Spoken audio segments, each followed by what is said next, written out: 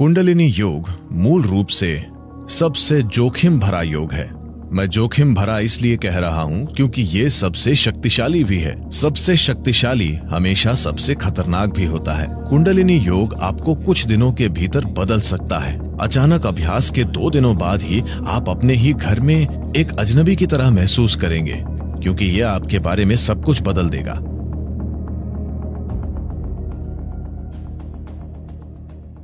कुंडलिनी क्या है? अभी मैं बोल रहा हूं, ये कुंडलिनी है। आप सतर्क हैं और सुन रहे हैं। अगर आप सतर्क होकर सुन रहे हैं, ये कुंडलिनी है। एक फूल खिल रहा है, वो कुंडलिनी है। एक कुत्ता भौंक रहा है, वो भी कुंडलिनी है। या दूसरे शब्दों में, अस्तित्व की मौलिक जीवन शक्ति को हम कुंडलिनी कहते हैं।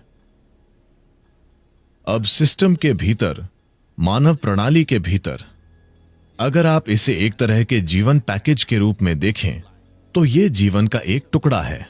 जीवन का यह टुकड़ा एक खास तरीके से इस ऊर्जा की परतों के साथ पैक किया गया है। ऊर्जा का एक आयाम तुरंत जीवित हो जाता है क्योंकि यह आपके अस्तित्व की प्रक्रिया के लिए जरूरी है। ऊर्जा के अन्य आयाम तब तक जीवित नहीं होंगे जब तक आप उनके बारे में कुछ नहीं करते, जब तक आप उनके बारे में जागरूक नहीं हैं और उन्हें एक खास तरीके से सक्रिय नहीं करते, तब तक वे अस्तित्व में नहीं आते। वे शांत रहते हैं। निष्क्रिय ऊर्जा उस ऊर्जा से बहुत बड़ी है जो अभी उपयोग में है। अपना जीवन चलाने के लिए, एक भौतिक जीवन को पूरी तरह से जीने के लिए, एक पूर्ण भौतिक और बौद्धिक जीवन जीने के लिए, आपको चक्रों में से बस 21 चक्रों को सक्रिय करना जरूरी है। इन 114 में से अगर 21 सक्रिय हैं, तो आप पूरा जीवन जिएंगे। आप किसी भी कमी को महसूस नहीं करेंगे। आप एक पूरा भौतिक जीवन जिएंगे। आपके जीवन में कोई समस्या नहीं होगी। आप सोचेंगे कि आप एक बड़ी सफलता हैं, लेकिन आप केवल 21 हैं, जो कि 20% से कम। 20% से कम में भी आप बिना किसी कमी के पूर्ण जीवन महसूस करेंगे। जीवन का बाकी प्रतिशत, वो किस बारे में है? अगर आपका इरादा सिर्फ अच्छे से जीने का है, तो इसकी जरूरत ही नहीं है। अगर आप ऊर्जा के इस आयाम को सक्रिय करते हैं, तो जीवन के अन्य आयाम खुल जाएंगे। एक बात यह है कि क्या आप उन आयामों के लिए तैयार हैं? सवाल यह नहीं है कि यह अच्छा है या बुरा। सवाल यह है कि क्या आप उसके लिए तैयार हैं? क्योंकि भले ही सबसे अच्छी चीजें आपके जीवन में आएं, पर आप उनके लिए तैयार न हो, तो यह आपके लिए अच्छा नहीं होगा। तो क्या आप तैयार हैं? यह पहला सवाल है। अगर आप तैयार हैं, तो हम इसके लिए क्या कर सकते हैं? हम इसे कैसे सक्रिय कर सकते हैं? ऐसा करने के कई तरीके हैं, कई तरीके। लेकिन कुंडलिनी योग, मैं किसी पर टिप्पणी नहीं कर रहा हूं। कुंडलिनी योग मूल रूप से सबसे जोखिम भरा योग है। मैं जोखिम भरा इसलिए कह रहा हूं क्योंकि यह सबसे शक्तिशाली भी है। सबसे शक्तिशाली हमेशा सबसे खतरनाक भी होता है, अगर गलत तरीके से किया जाए तो। अभी दुनिया में कई प्रकार की ऊर्जाएं हैं। बिजली को भी कई अलग अलग तरीकों से पैदा किया जा रहा है। एक तरीका है कि हम इसे परमाणु रिएक्टरों के माध्यम से करते हैं। यह ऊर्जा उत्पादन का सबसे कारगर तरीका है जिसे हम अभी जानते हैं, लेकिन यह सबसे खतरनाक तरीका भी है ना? जब चीजें गलत हो जाती हैं, तो वे गंभीरता से गलत हो जाती हैं। जब चीजें सही होती हैं, तो ये दुनिया में ऊर्जा का उत्पादन करने का वाकई सबसे आसान और अच्छा तरीका है, परमाणु ऊर्जा। लेकिन जब ये खराब हो जाता है, तो ये वास्तव में इस तरह खराब हो जाता है कि आप इसे ठीक नहीं कर सकते। कुंडलिनी योग भी ऐसा ही है। ये सबसे शक्तिशाली है, पर यह सबसे खतरनाक है। जरूरी तैयारी और मार्गदर्शन के बिना, विशेषज्ञ मार्गदर्शन, निरंतर मार्गदर्शन और देखरेख के बिना किसी को कभी इसका प्रयास नहीं करना चाहिए। पर समस्या यह है कि इस पर किताबें लिखी गई हैं और सभी उच्चतम योग करना चाहते हैं। कोई भी ए से शुरू नहीं करना चाहता। सब जी के साथ वर्णमाला शुरू करना चाहते हैं। यह रवैया अपने आप में ही खतरनाक है। जो शक्ति जीवन में परिवर्तन ला सकती है वो जीवन का विनाश कर सकती है, सिर्फ इसलिए कि जरूरी प्रतिबद्धता, समर्पण, ध्यान और समझ के बिना इसे किया जा रहा है। कुंडलिनी ऊपर उठने से, अगर कुंडलिनी ऊपर उठती है तो आपके जीवन के आयाम इतनी तेजी से बदलेंगे कि आपको बाहर भी जल्दी बदलाव लाने के लिए तैयार होना चाहिए, वरना चीजें बड़े पैमाने पर बिखर जाएंगी। शास्त्रीय यौगिक परंपराओं में हम पारिवारिक स्थितियों में रहने वाले लोगों को एक प्रकार का योग सिखाते हैं। एक अन्य प्रकार का योग है जो हम तपस्वियों को सिखाते हैं। ईशा में हमारे पास दोनों रूप हैं। हमारे पास तप योग है और सामान्य योग भी है। हम आपको तपस्वी योग कभी नहीं सिखाएंगे। यह योग का सबसे शक्तिशाली तरीका है, लेकिन इसमें अनुशासन और फोकस की जरूरत होगी जो आप अपने सामान्य जीवन में नहीं कर पाएंगे। अगर आप उस तरह का योग करते हैं तो यह आपके बाहरी जीवन को तुरंत तोड़ फोड़ देगा। अब यह योग आपके जीवन में जोड़ तोड़ करने के लिए नहीं बनाया गया है, यह आपके जीवन को बेहतर बनाने के लिए बनाया गया है।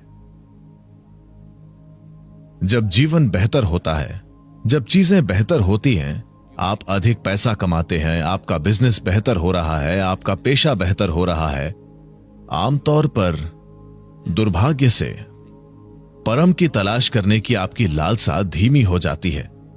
हाँ, तो वास्तविक अर्थों में यह तरीका अच्छा नहीं है, पर यह आज की दुनिया में काम करने का एकमात्र तरीका है, और यह एकमात्र तरीका है जो अधिकांश लोगों के लिए कारगर होता है। बहुत कम लोगों के लिए हम इसे अन्य तरीकों से कर सकते हैं। हम इन सभी चीजों को दरकिनार कर सकते हैं और बस बहुत ही शक्तिशाली तरीके से काम कर सकते हैं, पर यह उनके आसपास के सभी सामाजिक ढांचों को खत्म कर देगा जो हर किसी के लिए अच्छा नहीं है। तो ये विभिन्न आयाम हैं। अगर कुंडलिनी योग का अभ्यास करना है तो आपको एक निश्चित प्रकार के वातावरण में होना चाहिए। आप सामाजिक परिस्थितियों में रहकर कुंडलिनी योग नहीं कर सकते, वरना कुंडलिनी योग के नाम पर आप कुछ सरल कर रहे हैं, क्योंकि कुंडलिनी योग आपको कुछ दिनों के भीतर बदल सकता है। अचानक अभ्यास के 2 दिनों बाद ही आप अपने ही घर में एक अजनबी की तरह महसूस करेंगे, क्योंकि यह आपके बारे में सब कुछ बदल देगा। क्या हम कुंडलिनी ऊंचा उठा सकते हैं? हाँ, हम कर सकते हैं।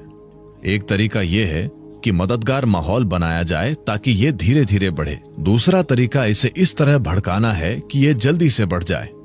अगर यह जल्दी से बढ़ जाती है तो सब कुछ नाटकीय रूप से बदल जाता है।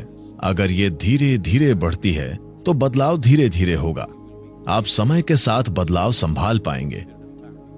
लेकिन अगर यह बहुत जल्दी होता है तो आप बदलाव संभाल नहीं पाएंगे। ऐसा लगेगा जैसे चीजें बिखर रही हैं। तो ऐसा करने के अलग अलग तरीके हैं। कितने तरीके हैं? बहुत सारे तरीके हैं। मैं सभी तरीके नहीं बताऊंगा। ऐसा करने के कई तरीके हैं। मूल रूप से इसे करने के 112 तरीके हैं। 112 तरीके हैं जिनसे आप इसे अपना सकते हैं। आधार से इसके लिए आपको ढांचे को जानना होगा, वरना यह बहुत लंबा हो जाएगा। इन 114 चक्रों में से 7 ऐसे हैं जिन्हें हम 7 आयामों के रूप में पहचानते हैं। इनमें से 6 शरीर के भीतर हैं, 1 भौतिक शरीर के बाहर है। इसलिए अगर आप इन 112 तरीकों को अपनाते हैं तो आप 6 चक्रों को संभाल लेंगे, 7वें को आप संभाल नहीं सकते। 112 तरीके हैं जिनसे आप एक चक्र को प्राप्त कर सकते हैं, जिसे हम आज्ञा कहते हैं। लेकिन आज्ञा से सहस्त्रार तक कोई रास्ता नहीं है। इसका कोई तरीका नहीं है। आपको बस एक खाई में कूदना है। अगर आपको खाई में कूदना है तो आपको पागल होना चाहिए या आपको किसी पर जबरदस्त भरोसा होना चाहिए। कोई व्यक्ति कूदो कहता है और आप कूद रहे हैं क्योंकि आपको किसी पर इतना गहरा भरोसा है। लेकिन जब वो जंप कहता है तो ये आपके लिए अच्छा ही होगा। आप बस एक बिना तल के गड्ढे में कूद जाते हैं। तो मूलाधार से आज्ञा तक की यात्रा, वहां पहुंचने के 112 रास्ते हैं, पर वहां से वहां तक कोई रास्ता नहीं है। ये सिर्फ एक छलांग है। वो विश्वास में, भक्ति में या पागलपन में हो सकता है। चुनना आपको है। क्या कोई ऐसा तरीका है जिससे अपनी कुंडलिनी को आसानी से जागृत किया जा सके? कोई ऐसी खास टेक्निक या ऐसा विशेष ध्यान? अगर ऐसा कुछ है तो प्लीज हमें सिखाइए। तो वेल फ्रेंड्स, इस तरह के काफी सारे क्वेश्चंस मेरे पास में काफी दिनों से आ रहे हैं। तो चलिए आज थोड़ा सा इसके बारे में जान लेते हैं और आप बेहतर जान पाएंगे कि जब मैं कहूंगा कि कुंडलिनी शक्ति के बारे में जिद्दू कृष्णमूर्ति ने बहुत अच्छे से एक्सप्लेन किया था। जय कृष्णमूर्ति एक ऐसे व्यक्ति थे जिनकी कुंडलिनी समय से पहले ही एक्टिवेट हो गई थी। कृष्णमूर्ति की चेतना को समय से पहले तैयार किया गया था और इसमें उनकी मदद कुछ महान लोगों ने की थी, एक साधारण व्यक्ति से दिव्य पुरुष बनने में। एनीवे, इतनी डिटेल में किसी और टॉपिक पर चलेंगे जब हम बात करेंगे जय कृष्णमूर्ति की बायोग्राफी की। तो क्या हुआ जब जय कृष्णमूर्ति से एक बार पूछा गया कि कुंडलिनी जागरण क्या है, आखिर ये कुंडलिनी शक्ति किस प्रकार काम करती है, और आपने इतनी कम उम्र में कुंडलिनी एक्टिवेशन का जो एक्सपीरियंस लिया है, क्या वो रियल था या आपकी एक कल्पना थी? आपकी कॉन्शियसनेस एक्सपेंड हुई, आपने एक सोचने का अलग नजरिया दिया। इतनी कम उम्र में आपकी बुद्धि का स्तर और आपकी कॉन्शियसनेस, क्या ये कुंडलिनी की ही शक्ति का कमाल है? तो ये सवाल पूछे जाने पर कृष्णमूर्ति जी ने कहा कि यस, मैं इन सब चीजों से गुजर चुका हूँ, मैंने कुंडलिनी जागरण का एक्सपीरियंस किया है। फिर कृष्णमूर्ति जी बोले कि क्या वाकई इन सब चीजों के बारे में तुम जानना चाहते हो? सच में एक बार जानने से पहले इसके बारे में थोड़ा सोचना चाहिए, क्योंकि कई बार ऐसा होता है कि हम वो चीजें जानना चाहते हैं जिनके बारे में हमें उनका बेसिक भी नहीं पता होता। असल में हम उन रहस्यों के बारे में कुछ नहीं जानते, लेकिन हम उसे जानना चाहते हैं। लेकिन कुछ ऐसा बड़ा जानने के लिए आपको उसके बारे में कुछ बेसिक ज्ञान होना चाहिए। आमतौर पर हम कुंडलिनी शक्ति के बारे में क्यों जानना चाहते हैं, इस तरह की वीडियोस क्यों सर्च करते हैं? क्योंकि इनके बारे में हमने अब तक जितना पढ़ा या सुना वो केवल बाहरी ज्ञान है, यह कोई भीतरी एक्सपीरियंस नहीं है। हाँ, किसी और का हो सकता है पर आपका नहीं है। यह सब कुछ पढ़कर सुनकर हम लोग कुंडलिनी शक्ति के बारे में अपनी ही कल्पना करने लगते हैं कि यह शक्ति जब जागेगी तो मैं ऐसा हो जाऊंगा, वैसा हो जाऊंगा, फ्यूचर देख सकूंगा, मैं ये कर सकता हूँ, मैं वो कर सकता हूँ। देखिए, हर एक चक्र की अपनी विशेष शक्ति है। ये सब कुछ आपने इंटरनेट के थ्रू या किसी भी किताब के जरिए जाना। अब आपका इंटरेस्ट जागता है, आपकी क्यूरियोसिटी जागती है, आप भी ऐसे होना चाहते हैं। सीरियसली हर कोई ऐसा होना चाहता है। हम सभी चाहते हैं कि हमारे अंदर सुपर पावर्स आ जाएं। फिर कृष्णमूर्ति जी बोले, देखिए, कुंडलिनी शक्ति का एक्सपीरियंस रिलीज ऑफ एनर्जी है। जब ये एनर्जी अपने बिंदु से रिलीज हो जाती है तब उसको कहा जाता है एक्सपीरियंस ऑफ कुंडलिनी एक्टिवेशन। आपके शरीर में मेनली 7 बिंदु हैं and those are not physical, मतलब उन्हें देखा नहीं जा सकता। अब चाहे हमारी मेडिकल साइंस कितनी ही तरक्की क्यों ना कर ले, वो भी उसे नहीं देख सकती। तो ये पॉइंट है, अति सूक्ष्म है, और जो चीज जितनी सूक्ष्म होती है उसमें उतनी ही ज्यादा शक्ति होती है। जैसे एक परमाणु में असामान्य शक्ति छुपी होती है, ठीक उसी प्रकार आपके शरीर में जो 7 बिंदु हैं, जो परमाणु से भी ज्यादा सूक्ष्म है, उन 7 पॉइंट में एक एटम से भी कहीं ज्यादा शक्ति छुपी हुई है। अब इसमें कृष्णमूर्ति जी आगे क्या कहते हैं? वो बोलते हैं इन सब के चक्कर में नहीं पड़ना चाहिए। आप कुंडलिनी एक्टिवेशन के लिए कोई भी क्रिया करेंगे या कोई भी ध्यान करेंगे, उससे आपको कोई फायदा नहीं होने वाला है, बल्कि उल्टा आप उसमें अपना समय बर्बाद करेंगे। आपको इन सब फालतू के चक्कर में नहीं पड़ना चाहिए, बल्कि आपको यह देखना चाहिए कि आपकी एनर्जी किस पॉइंट पर कहां पर ब्लॉक है। और यह जानने के लिए कि आपकी एनर्जी कहां पर ब्लॉक है, इसके लिए आपको खुद को ऑब्जर्व करना होगा। लेकिन यह ऑब्जर्व करना इतना आसान भी नहीं है। हर एक चक्र की अपनी अपनी एक खास शक्ति होती है। इसके बारे में मैंने अपनी कुछ कुंडलिनी एक्टिवेशन की वीडियोस में बताया हुआ है कि हर एक चक्र की अपनी क्या शक्ति होती है, क्या क्षमताएं होती हैं। और जब हर एक चक्र की एनर्जी रिलीज होती है, ऊपर की ओर गति करती है, तो जिस चक्र की जो क्षमताएं होती हैं, वो क्षमताएं आपको मिल जाती हैं। उसी प्रकार से आपके अंदर काबिलियत आने लगती है। आप निडर हो सकते हो, कलाकार हो सकते हो। शक्ति जैसे जैसे रिलीज होगी और ऊपर की ओर गति करेगी, वो सभी बदलाव आपके अंदर दिखने लगेंगे, आपके इस भौतिक शरीर में भी दिखने लगेंगे, और आपकी बुद्धि इसका सीधा साधा प्रमाण होगी। बस आपको ध्यान रखना है, अपने भीतर देखना है कि जब आपको गुस्सा आता है, आप बहुत एंगर में होते हो, तब थोड़ा सा आपको कॉन्शियस होना है। देखना है कि आपकी कितनी एनर्जी वहां पर ब्लॉक्ड है। धीरे धीरे जब आप अपनी भीतरी किताब के पन्ने पलटने लगोगे और उन्हें पढ़ने लगोगे, तब आपको सब कुछ साफ होने लगेगा। देखिए, मेरी बात ध्यान रखना, अब तक इस पृथ्वी पर जितने भी महान लोगों की कुंडली एक्टिवेट हो चुकी है, उनमें से किसी ने भी कुंडलिनी जागरण के लिए कोई भी ध्यान नहीं किया था। ऐसा कोई प्रयोग नहीं किया था। उन्होंने बस जो किया सो किया। कुंडलिनी तो उनकी अपने आप ही एक्टिवेट हो जाती है। इसलिए कुंडलिनी एक्टिवेट करने के लिए ध्यान करोगे तो आपकी कुंडलिनी कभी नहीं जागृत होगी। और जब आपका निष्काम ध्यान होने लगेगा, ध्यान हर पल घटने लगेगा।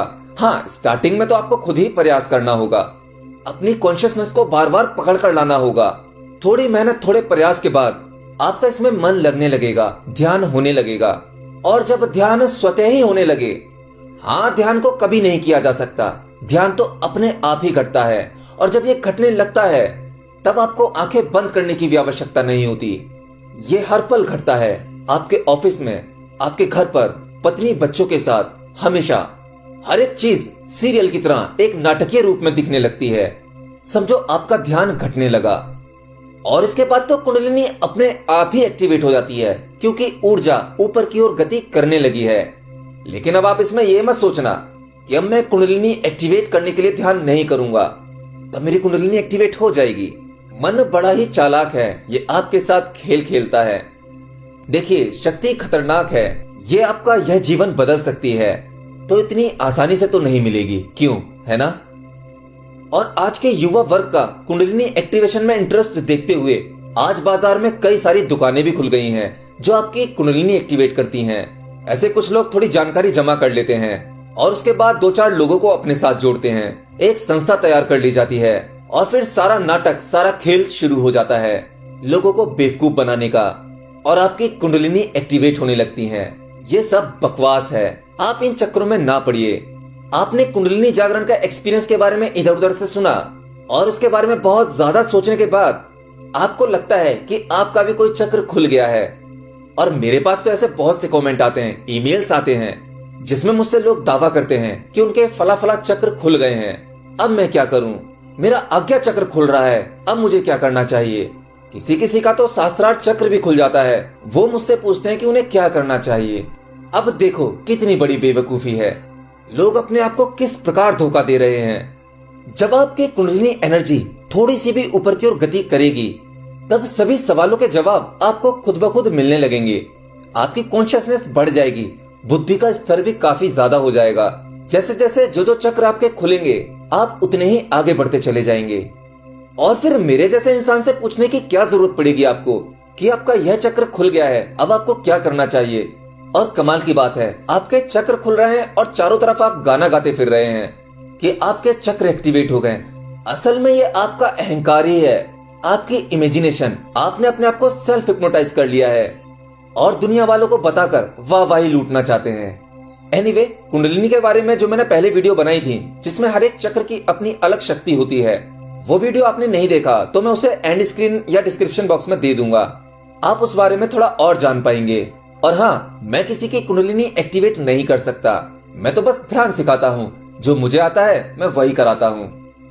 जिस जगह जीवन की ऊर्जा इकट्ठी है वह जननेंद्रिय के पास कुंड की भांति है, इसलिए उस ऊर्जा का नाम कुंडलिनी पड़ गया, जैसे कोई पानी का छोटा सा कुंड। और इसलिए भी उस ऊर्जा का नाम कुंडलिनी पड़ गया कि जैसे कोई सांप कुंडल मारकर सो गया हो। सोए हुए सांप को कभी देखा हो कुंडल पर कुंडल मारकर फन को रखकर सोया हुआ है, लेकिन सोए हुए सांप को जरा छेड़ दो, फन ऊपर उठ जाता है, कुंडल टूट जाते हैं। इसलिए भी उसे कुंडलिनी नाम मिल गया कि हमारे ठीक सेक्स सेंटर के पास हमारे जीवन की ऊर्जा का कुंड है, बीज सीड है, जहाँ से सब फैलता है। यह उपयुक्त होगा ख्याल में ले लेना कि यौन से, काम से, सेक्स से जो थोड़ा सा सुख मिलता है, वह सुख भी यौन का सुख नहीं है। वह सुख भी यौन के साथ वह जो कुंड है हमारी जीवन ऊर्जा का, उसमें आए हुए कंपन का सुख है। थोड़ा सा वहाँ सोया सांप हिल जाता है और उसी सुख को हम सारे जीवन का सुख मान लेते हैं।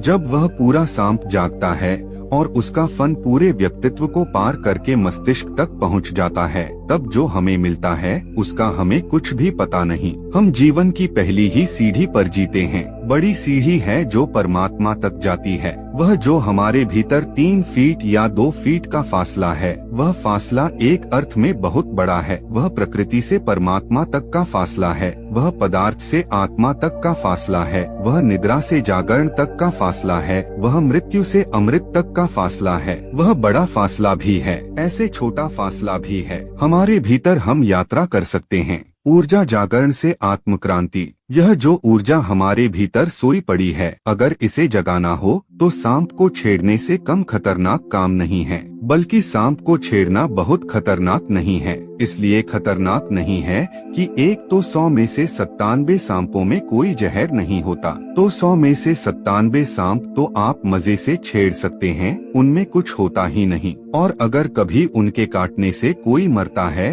तो सांप के काटने से नहीं मरता, सांप ने काटा है इस ख्याल से मरता है, क्योंकि उनमें तो जहर होता नहीं। 97% सांप तो किसी को मारते नहीं। हालांकि बहुत लोग मरते हैं, उनके काटने से भी मरते हैं। वे सिर्फ ख्याल से मरते हैं कि सांप ने काटा, अब मरना ही पड़ेगा। और जब ख्याल पकड़ लेता है तो घटना घट जाती है। फिर जिन सांपों में जहर है उनको छेड़ना भी बहुत खतरनाक नहीं है, क्योंकि ज्यादा से ज्यादा वे आपके शरीर को छीन सकते हैं। लेकिन जिस कुंडलिनी शक्ति की मैं बात कर रहा हूँ उसको छेड़ना बहुत खतरनाक है। उससे ज्यादा खतरनाक कोई बात ही नहीं है, उससे बड़ा कोई डेंजर ही नहीं है। खतरा क्या है? वह भी एक तरह की मृत्यु है। जब आपके भीतर की ऊर्जा जगती है तो आप तो मर जाएंगे जो आप जगने के पहले थे, और आपके भीतर एक बिल्कुल नए व्यक्ति का जन्म होगा जो आप कभी भी नहीं थे। यही भय लोगों को धार्मिक बनने से रोकता है। वही भय जो बीज अगर डर जाए तो बीज रह जाए। अब बीज के लिए सबसे बड़ा खतरा है जमीन में गिरना, खाद पाना, पानी पाना। सबसे बड़ा खतरा है क्योंकि बीज मरेगा। अंडे के लिए सबसे बड़ा खतरा यही है कि पक्षी बड़ा हो भीतर और उड़े, तोड़ दे अंडे को। अंडा तो मरेगा। हम भी किसी के जन्म की पूर्व अवस्था हैं। हम भी एक अंडे की तरह हैं जिससे किसी का जन्म हो सकता है, लेकिन हमने अंडे को ही सब कुछ मान रखा है। अब हम अंडे को संभाले बैठे हैं। यह शक्ति उठेगी तो आप तो जाएंगे, आपके बचने का कोई उपाय नहीं। और अगर आप डरे तो जैसा कबीर ने कहा है, कबीर के बड़े 2 पंक्तियों में उन्होंने बड़ी बढ़िया बात कही है। कबीर ने कहा है, जिन खोजा तिन पाइया, गहरे पानी पैठ, मैं बौरी खोजन गई, रही किनारे बैठ। कोई पास बैठा था, उसने कबीर से कहा, आप किनारे क्यों बैठे रहे? कबीर कहते हैं, मैं पागल खोजने गया, किनारे ही बैठ गया। किसी ने पूछा, आप बैठ क्यों गए किनारे? तो कबीर ने कहा, जिन खोजा तिन पाइया, गहरे पानी पैठ, मैं बौरी डूबन डरी, रही किनारे बैठ। मैं डर गई डूबने से, इसलिए किनारे बैठ गई। और जिन्होंने खोजा उन्होंने तो गहरे जाकर खोजा। डूबने की तैयारी चाहिए, मिटने की तैयारी चाहिए। एक शब्द में कहें, शब्द बहुत अच्छा नहीं, मरने की हयात चाहिए। और जो डर जाएगा डूबने से वह बच तो जाएगा, लेकिन अंडा ही बचेगा, पक्षी नहीं जो आकाश में उड़ सके। जो डूबने से डरेगा वह बच तो जाएगा, लेकिन बीज ही बचेगा, वृक्ष नहीं जिसके नीचे हजारों लोग छाया में विश्राम कर सकें। और बीज की तरह बचना कोई बचना है, बीज की तरह बचने से ज्यादा मरना और क्या होगा। इसलिए बहुत खतरा है। खतरा यह है कि हमारा जो व्यक्तित्व कल तक था वह अब नहीं होगा। अगर ऊर्जा जगेगी तो हम पूरे बदल जाएंगे, नए केंद्र जागृत होंगे, नया व्यक्तित्व उठेगा, नया अनुभव होगा, नया सब हो जाएगा। नए होने की तैयारी हो तो पुराने को जरा छोड़ने की हिम्मत करना। और पुराना हमें इतने जोर से पकड़े हुए है, चारों तरफ से कसे हुए है, जंजीरों की तरह बांधे हुए है कि वह ऊर्जा नहीं उठ पाती। परमात्मा की यात्रा पर जाना निश्चित ही असुरक्षा की यात्रा है, इनसिक्योरिटी की। लेकिन जीवन के सौंदर्य के सभी फूल असुरक्षा में ही खिलते। आज्ञा चक्र पर जब भी आप अभ्यास करेंगे तो आपको अभ्यास के कुछ ही दिनों के बाद एक टिकलिंग सेंसेशन हमेशा बना रहेगा आपके आज्ञा चक्र के स्थान पर। दोनों भवों के बीचों बीच तकरीबन 1 सेंटीमीटर का घेरा गोल उस जगह पर, और वो सेंसेशन पूरा ऐसा खिंचाव बना रहेगा आपके हर तरफ से, ऐसे खिंचाव आज्ञा चक्र की तरफ रहेगी। ये एक अनुभव है जो कि सबसे कॉमन है। दूसरा अनुभव जो कि नीचे से ऊपर की तरफ खिंचाव हमेशा बना रहेगा, इस तरह से कि जब भी आप ध्यान में बैठेंगे इस तरह का खिंचाव बना रहेगा। तीसरा एक बहुत कॉमन अनुभव ये रहता है कि हमेशा ऊर्जा आपके मूलाधार से, मतलब कि गुदा द्वार के पास से बिल्कुल रीढ़ की हड्डी के नीचे से ऊपर की तरफ आते हुए महसूस होगी। कुछ ही समय के अभ्यास के बाद, क्योंकि कुंडली ऊपर की तरफ उठ रही होती है, ये बिल्कुल वैसा होगा जैसे कि आप एक बॉटल में, एक बड़े से ग्लास में एक बॉटल में पानी भरेंगे और उसमें एक वजन सा कोई पत्ता डाल देंगे जो कि नीचे बैठा हुआ है, और उसको एक लकड़ी से जब गोल गोल घुमाएंगे तो कुंडली घूमनी शुरू हो जाएगी, और उस गोल गोल घूमने से वो जो पत्ता है उठते हुए ऊपर की तरफ आएगा। तो ये जो पत्ता ऊपर की तरफ आ रहा है, वैसा ही अनुभव हमारे शरीर के भीतर होने लगता है। ये कोई चीज है, कोई ऊर्जा है जो नीचे बैठी हुई थी, वो ऊपर की तरफ आ रही है। तो ये बहुत ही कॉमन अनुभव है जो आज्ञा चक्र के साथ होते हैं। अब इसके साथ कुछ स्पेसिफिक अनुभव जो योग में आप आगे बढ़ते जाते हैं, जब इस साधना में आगे बढ़ते जाते हैं, तो कैसी बातें आपको देखने को मिलेगी। कभी कभी आपको ऐसा लगेगा कि आप सपने में हैं, कभी कभी आपको ऐसा भी लगेगा जैसे आप जाग रहे हैं। आपको लगेगा कि आप जाग रहे हैं, सब कुछ ओके चल रहा है, सब कुछ सही चल रहा है, और अचानक आपको पता चलेगा कि आप सपने में थे और अब आप जागे। तो आपको सपने के भीतर भी सब कुछ रियल लगेगा, आपको सपने के अंदर भी सब कुछ रियल लगेगा, क्योंकि ये जो डायमेंशन है, डायमेंशन डोर है, आपका पाइनियल ग्लैंड, आपका आज्ञा चक्र, ये रियलिटी, दोनों तरफ की रियलिटी को क्लियर कर देता है। जो भी उस डायमेंशन में है, जैसे हमारे देवी देवता, हमारे मैथोलॉजिकल बीइंग, जैसे कि हमारे एंसेस्टर्स, हमारे एंजल्स, आप वहां तक की चीजों को महसूस करना शुरू कर देते हो, देखना शुरू कर देते हो। कई बार आपके साथ ऐसे अनुभव होंगे कि कोई आया है और आपको बताया भी नहीं गया कि वो इंसान आया है, और आप बिल्कुल उसके साथ ऐसा बिहेव करोगे जैसे आप उसके साथ अभी थे। पकड़ में नहीं आई बात?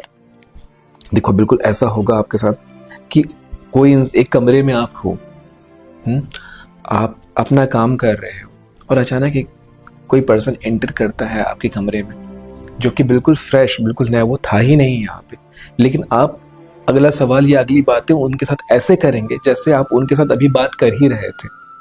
मतलब आपके साथ कुछ घटना ऐसी होगी, वर्तमान और भविष्य और भूत ये लीनियर हो जाएगा, कि मतलब आप भविष्य में चलना शुरू कर देंगे, कि जो चीजें होने वाली है वो आप अभी से होने लग जाएगा आपके साथ। आप उन चीजों के साथ वैसा महसूस करेंगे। ये बिल्कुल वैसा है कि आप थोड़ी देर के बाद बाइक चलाने वाले हो, लेकिन आप अपने शरीर में बाइक चलाने वाले अनुभव को अभी से महसूस करना शुरू कर चुके हो, कि हवा गुजर रही है, कानों के पास गुजर रही है, आंखें ऐसे हो रही है। तो ऐसे आप अनुभव कर पाओगे, चीजों को पहले से जान पाओगे, महसूस कर पाओगे, बहुत सारी चीजों को देख पाओगे जो आम लोग नहीं देख पाते हैं। आप लोगों के बारे में प्रिडिक्ट कर पाओगे, पहले से ही समझ पाओगे, उनके अच्छे और बुरे को जान पाओगे। अगर आप टैरो कार्ड रीडिंग में जाते हैं, अगर आप एंजल कार्ड रीडिंग में जाते हैं, अगर आप एंजल हीलिंग करते हैं, तो बहुत काम आएगा आपका ये थर्ड आई, क्योंकि आप जब कार्ड्स खोलते हैं तो आप बहुत शानदार प्रिडिक्शन कर पाते हैं, बहुत सही तरीके से बता पाते हैं। बहुत बार ऐसा होगा कि आपको कार्ड्स निकालने की जरूरत ही नहीं पड़ेगी।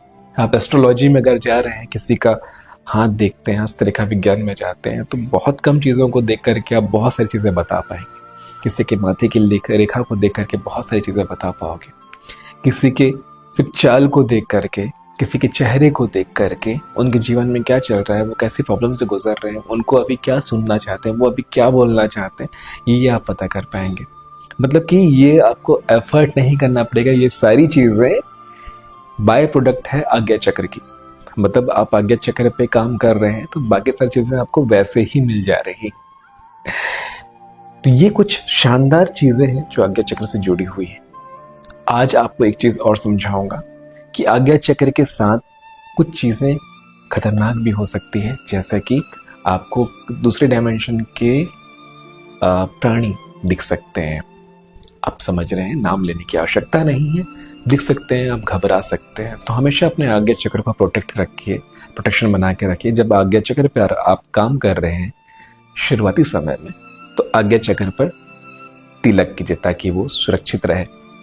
आप जरूरी नहीं है कि चंदन का ही तिलक करें या जरूरी नहीं है कि घी का ही तिलक करें। वैसे चंदन या घी सबसे उचित, सबसे अच्छा होता है। आप केवल पानी को इस तरह से हाथों में लेकर के प्रार्थना करके इस तरह से तिलक कर सकते हैं। एक पूरा घेरा बना सकते हैं जिससे आज्ञा चक्र हमेशा कवर्ड रहेगा। तो आज्ञा चक्र को सुरक्षित रखना भी जरूरी है, क्योंकि अभी आपको उसके साथ कोई भी प्रैक्टिस नहीं है। आप नहीं जानते हैं कि आपको आपके आज्ञा चक्र के साथ कैसे रहना है, क्योंकि ये सारी क्रियाएं गुरुओं के साथ रहकर की जाती है। जब मैं आप लोगों को यहाँ ऑनलाइन सिखा रहा हूँ बेटा, लेकिन मैंने ये सारी क्रियाओं को अपने गुरुओं के साथ रहकर ही सीखा है। तो आश्रमों में रहकर, गुरुओं के साथ रहकर हम वो सारी चर्या का पालन करते थे, ब्रह्मचर्य का पालन, खान पान का ध्यान, ध्यान का ध्यान, सोचने और विचारने का ध्यान, सत्संग। हमेशा हमें सही चीज़ों को गाइडेंस दिया जा रहा है। हमेशा हमें जब भी हम गलत रास्ते पर चल रहे थे हमें बताया जा रहा है। तो ये हमारे लिए बहुत आसान था, क्योंकि आप घर में गृहस्थ रहकर कर रहे हैं तो आपको थोड़ी मुश्किलें हो सकती है। मुश्किलें मतलब आपको बड़ी मुश्किलें नहीं आएंगी, आपको छोटी छोटी मुश्किलें बार बार परेशान करेंगी। ये बिल्कुल वैसा है जैसे आपको हाथी टक्कर नहीं मारेगा, आपको मच्छर काट काट के परेशान करेंगे या मच्छर भिन भिना के परेशान करेंगे। एग्जाम्पल के तौर पे बता रहा हूँ, ऐसा कुछ नहीं हो रहा। तो अब आपको अपने आज्ञा चक्र के साथ शांभावी मुद्रा का भी प्रयोग करना है। शांभावी मुद्रा क्या होती है? शांभावी मुद्रा में हम अपनी दोनों आंखों को अपने आज्ञा चक्र के पास ले जाते हैं। तो यह है शांभावी मुद्रा। शांभावी मुद्रा पर एक डिटेल वीडियो बनाऊंगा, मेडिटेशन के साथ बनाऊंगा। इसके बाद आपको शांभावी मुद्रा पर ही एक पूरा मेडिटेशन मिलेगा। शांभावी मुद्रा क्या होती है, कैसे होती है, समझाऊंगा। अभी आप जान लीजिए, शांभावी मुद्रा में हम अपनी दोनों आंखों को अपने आज्ञा चक्र पर ले जाकर टिका देते हैं। ये शांभावी मुद्रा इतना शक्तिशाली है कि महागुरु श्री योगानंद जी ने शांभावी मुद्रा के प्रयोग को ही करते करते समाधि ली थी। मतलब वो समाधि में जाने से पहले शांभावी मुद्रा को आज्ञा चक्र में टिका करके अपने सारे प्राणों को इकट्ठा करके वो समाधि में चले गए थे। योगानंद जी के बारे में आप बहुत कुछ जान सकते हैं, इंटरनेट में बहुत सारी जानकारियां रखी हुई है। अब उन्होंने अपना शरीर खुद ही छोड़ा था और शरीर छोड़ने के बाद भी 20-22 दिनों तक उनका शरीर बिल्कुल ताज़ा ही था। तो ये सच्ची घटनाएं हैं, वीडियो में रिकॉर्डेड घटनाएं हैं जो आप इंटरनेट में देख सकते हैं। चर्चाएं बहुत सारी है आज्ञा चक्र को, और बहुत सारी चीज़ों में हमें समझना है। ये पूरी की पूरी जो आपकी आज्ञा चक्र की सीरीज चल रही है, इसमें आपको दिन ब दिन रोज प्रैक्टिस करते रहना है। खाना क्या खाना है, क्या नहीं खाना है, पिछले वीडियो में बताया था, उसको ज़रूर देखना। और कोई भी वीडियो छोड़ना मत बेटा, क्योंकि ये पूरा का पूरा लेक्चर जो है, ये पूरा का पूरा जो सत्संग है आपका आज्ञा चक्र को लेकर के, उसमें हर एक चीज़ बहुत बारीक है। तो आपको ध्यान रखना है। आने वाले समय में मैं आज्ञा चक्र से जुड़े योग आसन समझाऊंगा। आज्ञा चक्र से जुड़े आपको ध्यान करना सिखाऊंगा। ध्यान के लिए मेडिटेशन भी बना करके दूंगा ताकि आप सुनते हुए आज्ञा चक्र को कर सकें। त्राटक की सही विधि हम साथ में करेंगे। साथ में करेंगे मतलब मैं करके दिखाऊंगा और आप लोग उसमें साथ में शामिल होंगे। तो ये आज्ञा चक्र का पूरा अध्याय आप लोगों के लिए जीवन बदलने वाला होगा।